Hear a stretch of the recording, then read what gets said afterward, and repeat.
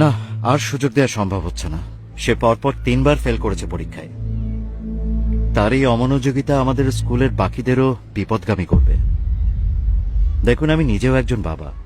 আমার আপনার মতো আরো অনেক বাবা তাদের সন্তানকে এই স্কুলে দিয়েছে তাদের একটা সুন্দর সুনিশ্চিত ভবিষ্যতের জন্য। এখন তার জন্য যদি আমাদের বাকি বাচ্চাদের পড়ালেখা ঠিকমতো না হয়, তাহলে আমি বাকি বাবাদেরকে কি বলবো আপনিই বলেন।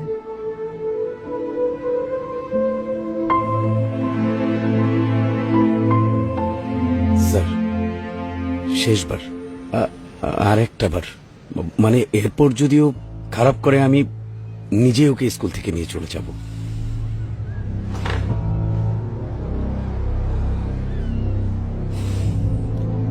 ঠিক আছে, শেষ সুযোগ।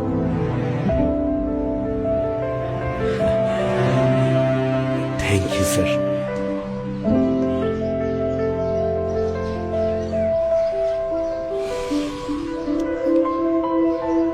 চল।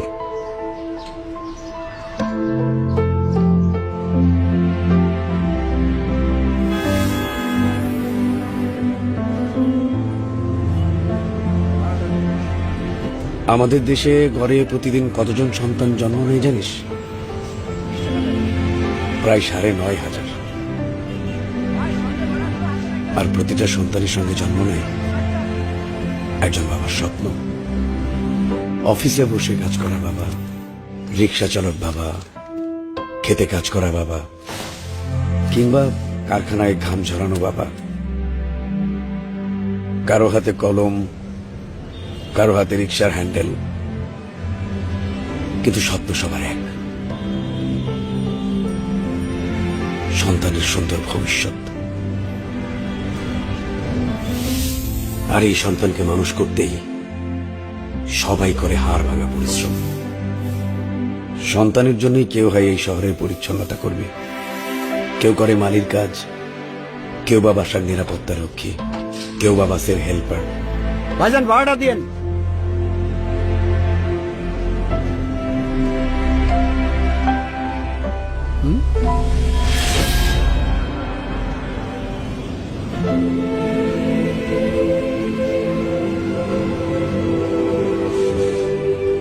পার্বত্য চট্টগ্রামে যখন ছিলাম, অপারেশন দাবানলে শান্তি বাহিনীর গুলিতে ডান হাতটা হারিয়েছিলাম। ডান হাতটা চলে গেলেও জীবন তো আর যায়নি।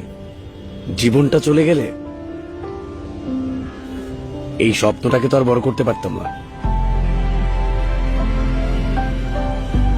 না ভাইজান, আপনারতে ভাড়া লমুন আমি। আপনারা হইলেন এই দেশের রক্ষক। বন্যা, ঘূর্ণিঝড়, অগ্নিকাণ্ড সব জায়গায় সবার আগে আপনাদেরকেই পাশে পাই। আজকে যদি এই দেশের সেনাবাহিনী না থাকতো, এই দেশটার যে কি অবস্থা হইতো আল্লাহই জানে। ভাইজান, আপনার মতো আমার একটা পোলা আছে, ওর লেগে একটু দোয়া করেন। আমি ওরে মানুষের মতো মানুষ করতে চাই। না না ভাইজান, আপনি দোয়া করেন ভাইজান। আপনারা আমগো দেশের গর্ব। তোকে যখন স্কুলে ভর্তি করাই, তখন তোর দাদু মৃত্যুর সঙ্গে লড়ছিল। মাস শেষে যে করে টাকা থাকতো, সংসারের খরচ, তোর দাদুর চিকিৎসার টাকা, তারপরও বুক ভরা স্বপ্ন নিয়ে তোকে স্কুলে দিয়েছিল।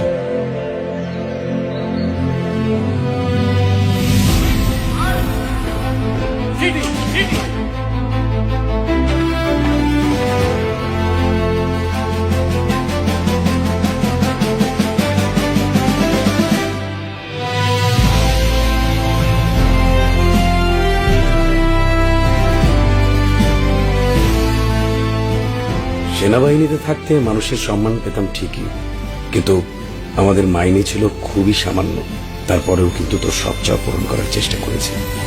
তোর শখ, তোর আনন্দ, তোর পছন্দের জিনিসগুলো বুঝিয়ে দিতে সব সময় তোর পাশে থেকেছি। আমার শত ব্যস্ততা বা ক্লান্তির মধ্যেও তোর হাসিতে আমিও হাসতাম।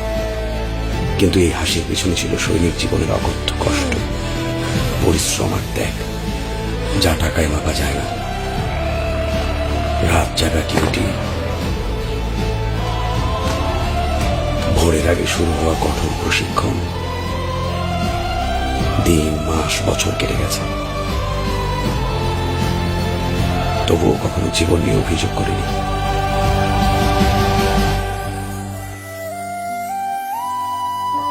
কারণ আমার দুইটা প্রেরণা ছিল,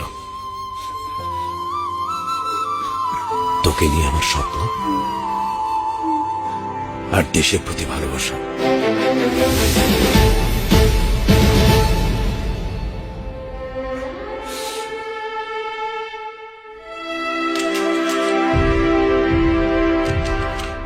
পার্বত্য চট্টগ্রামে দেশের শত্রুদের বিরুদ্ধে অপারেশনে গিয়ে গুলি খেয়েছি।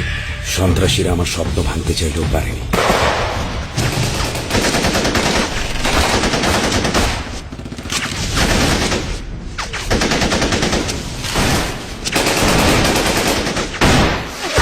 তবে ইউনিফর্মটা ছাড়তে হয়েছে।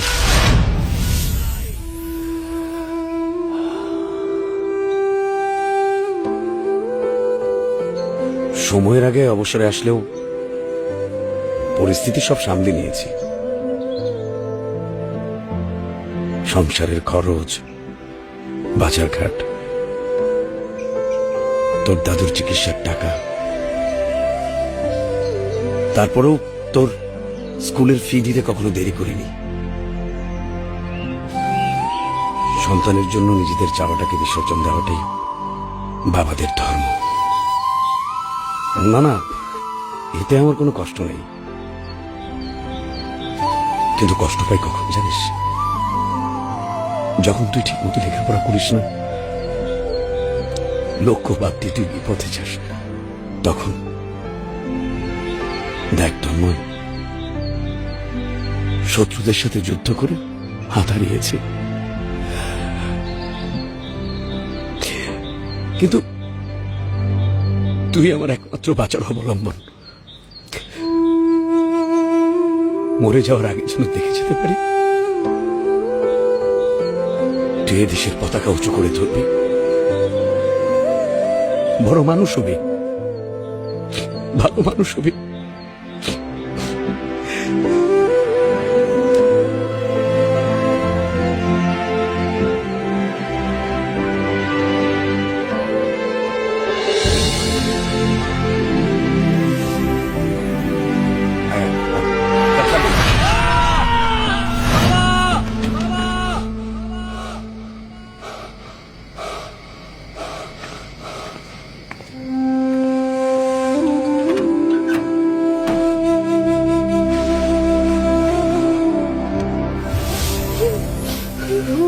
কি কি হয়েছে পাগল? সরি বাবা, এখন থেকে আমি তোমার সব কথা শুনবো বাবা। আচ্ছা, কি হয়েছে রে বোকা?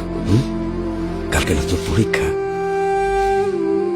বাবা তোকে নিজে স্কুলে নিয়ে যাবে। হ্যাঁ, আমি হাঁটবো বলে তোমার স্বপ্নের পথে সাজিয়েছো বাবা তুমি আমার রাস্তাকে বাধাহীন রঙিন করে।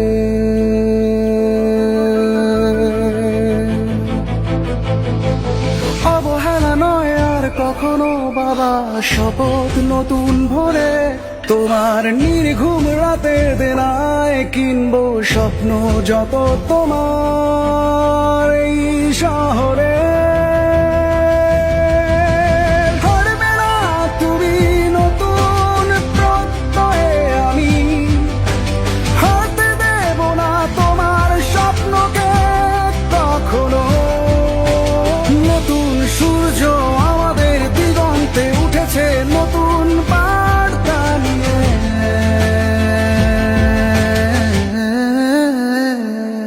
চলো ফিরি ফিরে আসি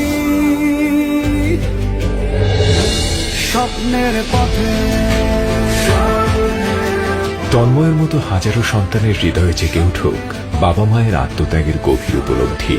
বিপথে হারিয়ে যাওয়া আমাদের সন্তানেরা খুঁজে পাক নতুন আলো ও সঠিক পথের দিশা। দেশ সেবার অদম্য স্বপ্ন পূরণে তন্ময়ের মতো হাজারো তরুণের অনুপ্রেরণা হোক বাংলাদেশ সেনাবাহিনী। স্বপ্নের পথে